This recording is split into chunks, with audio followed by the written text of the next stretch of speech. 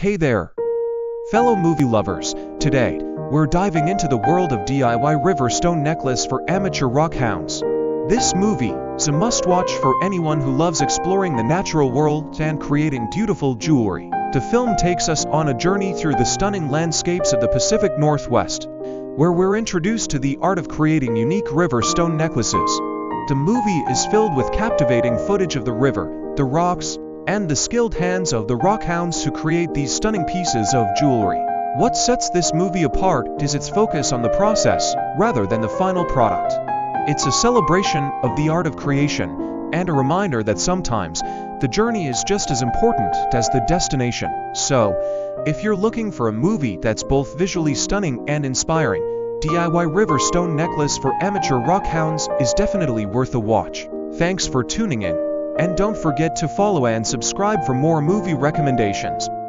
Until next time, happy watching. DIY Early Beginnings. Crystal jewelry from river finds. In this document, we will explore the exciting world of creating beautiful crystal jewelry using natural finds from rivers. This DIY project not only allows you to express your creativity, but also connects you with nature as you discover unique stones and crystals. We will guide you through the process of collecting, cleaning, and transforming these river treasures into stunning wearable art. Whether you're a seasoned jewelry maker or a beginner, this project is perfect for anyone looking to add a personal touch to their accessories. Collecting river finds. Choosing the right location. Look for rivers known for their diverse geology. Areas with smooth stones and pebbles are ideal for finding crystals and interesting rocks. What to look for? Keep an eye out for quartz, agate, and other semi-precious stones. Look for pieces that catch your eye in terms of color, shape, and texture. Gathering supplies.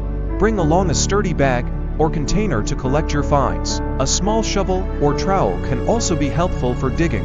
Cleaning your crystals. Rinse with water. Once you've collected your stones, rinse them under running water to remove dirt and debris. Soak in vinegar.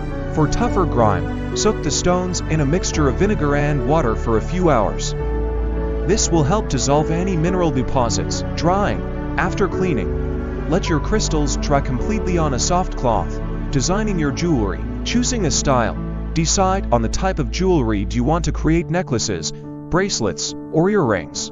Selecting findings. Gather jewelry making supplies such as wire, chains, and clasps. You can find these at craft stores or online. Arranging your crystals. Play around with different arrangements of your crystals to find a design that you love. Crafting your jewelry. Wire wrapping. For a simple technique, use wire to wrap around your crystals. This can create a secure hold and add an artistic flair. Stringing. For necklaces and bracelets, string your crystals onto a durable cord or chain. Be sure to secure the ends properly. Finishing touches. Add any additional charms or beads to enhance your design. Final thoughts. Creating crystal jewelry from river finds is a rewarding and enjoyable project that allows you to connect with nature while expressing your personal style. Each piece you create will be unique, reflecting the beauty of the natural world. Share your creations and inspire others to embark on their own DIY journey. Fellow movie lovers, today, we're diving into the world of DIY river stone necklace for amateur rock hounds. This movie is a must-watch for anyone who loves exploring the natural world and creating beautiful jewelry. The film takes us on a journey through the stunning landscapes of the Pacific Northwest, where we're introduced to the art of creating unique river stone necklaces. The movie is filled with captivating footage of the river, the rocks, and the skilled hands of the rock hounds who create these stunning pieces of jewelry. What sets this movie apart is its focus on the process, rather than the final product. It's a celebration of the art of creation, and a reminder that sometimes, the journey is just as important as the destination. So, if you're looking for a movie that's both visually stunning and inspiring, DIY River Stone Necklace for Amateur Rock Hounds is definitely worth a watch. Thanks for tuning in, and don't forget to follow and subscribe for more movie recommendations. Until next time, happy watching. Distinguishing between common rocks and valuable gemstones. When it comes to identifying gemstones, it is essential to differentiate them from common rocks. Valuable gemstones possess unique characteristics that set them apart. Here are some key features to consider. Color. Gemstones often exhibit vibrant colors that can range from deep blues to rich reds.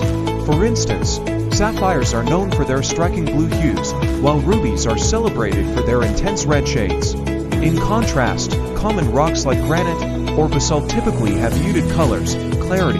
Clarity refers to the presence of inclusions or blemishes within a gemstone. High-quality gemstones, such as diamonds, are valued for their clarity, which allows light to pass through them beautifully. Common rocks may have visible imperfections that do not possess the same level of clarity. Sparkle. The brilliance and sparkle of a gemstone are influenced by its cut and how it interacts with light. Faceted gemstones, like diamonds, reflect light in a way that creates a dazzling effect, while common rocks lack this optical brilliance. Understanding basic gemology concepts. To appreciate gemstones fully, one must understand the fundamental concepts of gemology, often referred to as the 4Cs: color, clarity, cut, and carat. Color. The color of a gemstone is one of the most critical factors in determining its value. Gemstones can come in various colors, and their hue, tone, and saturation all play a role in their attractiveness. Clarity. Clarity is assessed based on the presence of internal or external flaws. The fewer the inclusions, the higher the clarity grade, which significantly enhances the gemstone's value. Cut. The cut of a gemstone affects its brilliance and overall appearance. A well-cut gemstone will reflect light beautifully, while a poorly cut stone may appear dull. Different cuts, such as round, princess, or emerald, can also influence the stone's value. Carat.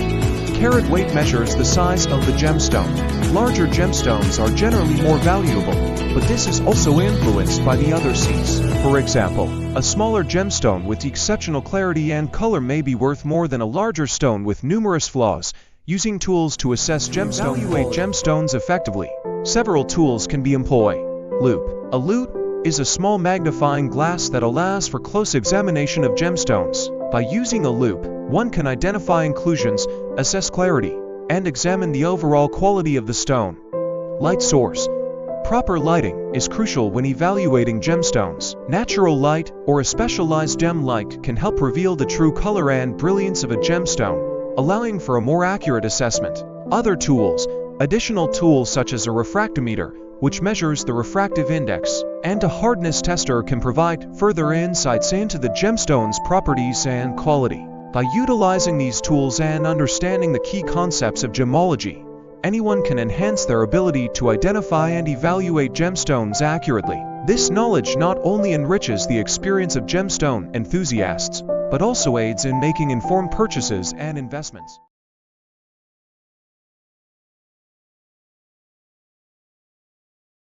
Hey everyone, welcome back for another deep dive. Today we're looking at something a little different, and I think it's going to be a lot of fun. You actually sent this one in. Oh, cool. Yeah, an article called DIY Riverstone Necklace for Amateur Rockhounds from Huppages, published February 3rd, 2025. Okay. And what really grabbed my attention with this one was that it's not just about jewelry making. It's about connecting with nature and finding beauty in unexpected places, and then taking that beauty and turning it into something you can actually wear and share. I think what's so interesting about this is that we often think about jewelry in terms of precious metals and gems and things like that.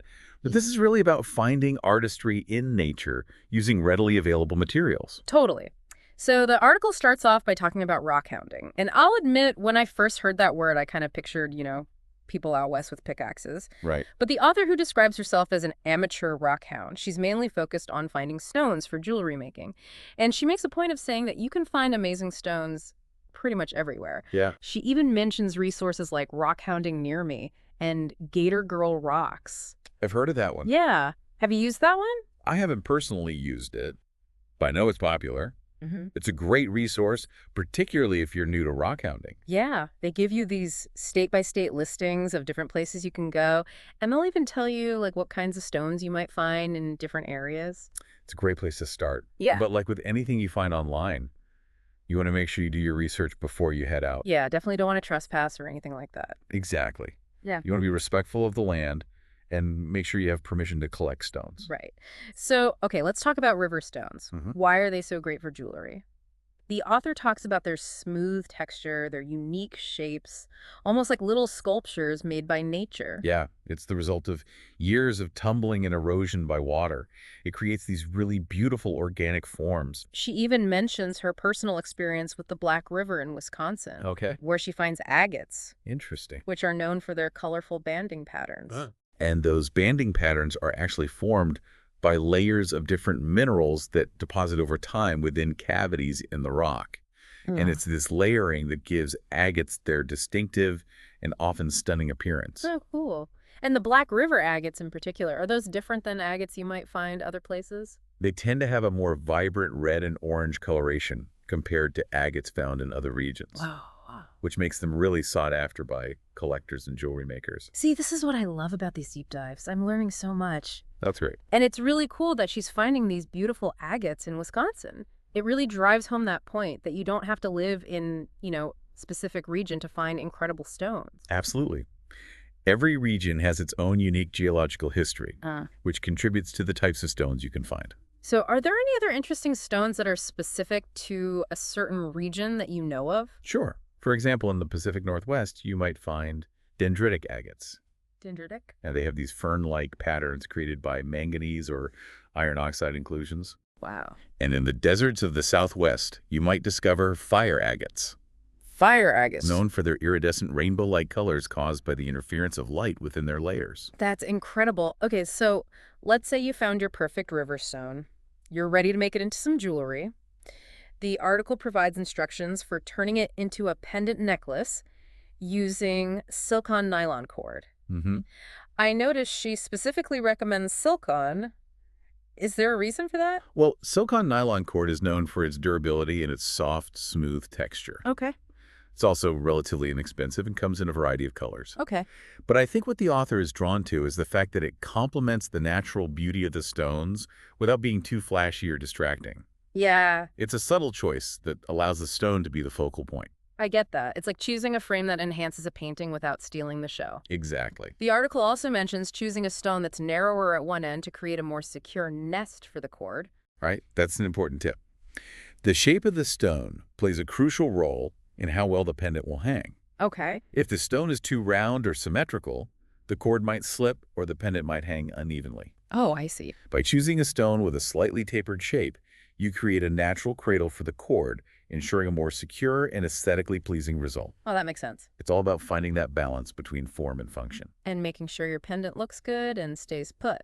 Exactly. Okay, so we're back. We were just talking about using that silicone nylon cord, but I'm curious, are there other types of cord you could use, or is nylon like pretty much the go-to for this kind of project? Silicone nylon cord is definitely a popular choice for its durability and, subtle aesthetic. But there are actually a variety of other cords you could experiment with. Okay, like what? Well, leather cord, for instance, offers a more rustic and earthy feel, Oh, yeah. while waxed cotton cord provides a strong and slightly textured option. So many options. And what's great about this article is it includes a link to a video tutorial on wire wrapping, Right. which seems like a whole other level of artistry. Yeah, wire wrapping involves using various gauges of wire to create intricate designs that hold the stone in place. Okay. It definitely requires a bit more practice and specialized tools, Yeah. but the results can be really stunning. I bet. You can create delicate cages around the stone, weave intricate patterns, or even add beads and other embellishments. So cool. I've always wanted to try wire wrapping, but I have to admit, I kind of love the simplicity of just using nylon cord. It feels so natural and understated. I agree. The nylon cord technique has its own charm. It's all about letting the stone's natural beauty shine through. Yeah.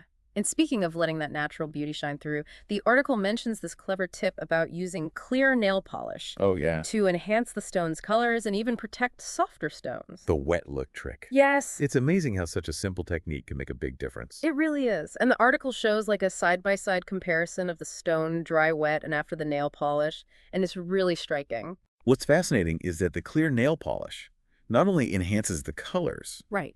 but also creates a protective layer, Right. which is especially important for stones like sandstone or shale that might be more prone to scratches or chips. Oh, that makes sense.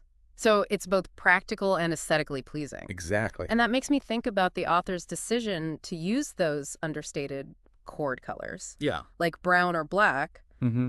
It seems intentional. Like she doesn't want anything to distract from the stone itself. I think you're right. It speaks to a design philosophy that emphasizes harmony and balance. Okay. By choosing neutral colors for the cord, the author allows the stone's unique colors, patterns, and textures to take center stage. It's like she's saying, let nature be the artist. Exactly. And remember how she mentioned that she loves telling people that she found the stones herself? I bet that adds a whole other level of meaning to the jewelry. Absolutely. It transforms the piece from a simple accessory into a personal talisman, a tangible connection to a specific place and time. Yeah. Imagine wearing a necklace and being able to say, I found this stone on a hike in the mountains, or this one came from a beach where I spent my childhood summers. Exactly. It's like carrying a piece of your personal history with you. That's so powerful. And I love that this craft encourages you to get outside, explore your surroundings, and like appreciate the beauty of nature in a whole new way. It's a reminder that art can be found in the most unexpected places, and that sometimes the simplest materials can yield the most beautiful and meaningful creations. Okay, so we've talked about different cord options, the beauty of wire wrapping, and the importance of letting the stone be the star. But I'm wondering, beyond necklaces, are there other types of jewelry you could make using river stones? Of course. While the article focuses on pendant necklaces, the techniques can be adapted to create a wide range of jewelry. Oh, like what? Earrings, for instance, could be made using smaller, flatter stones. Okay. And bracelets could be created by stringing multiple stones together or incorporating them into wire-wrap designs. Oh, I love that. It's like a whole world of possibilities opens up when you start thinking about how to incorporate river stones into different jewelry designs. Exactly. And what's exciting is that each stone is unique. Right. Meaning every piece of jewelry you create will be one of a kind. It's a celebration of natural variation and the beauty of imperfection. So we're back, and I gotta say, this whole conversation about Riverstone jewelry, it's really got me thinking about how much more there is to this than just the finished product, you know? Yeah, it's about the entire process. The journey from discovering these unique stones in nature to transforming them into something you can wear and share. Exactly.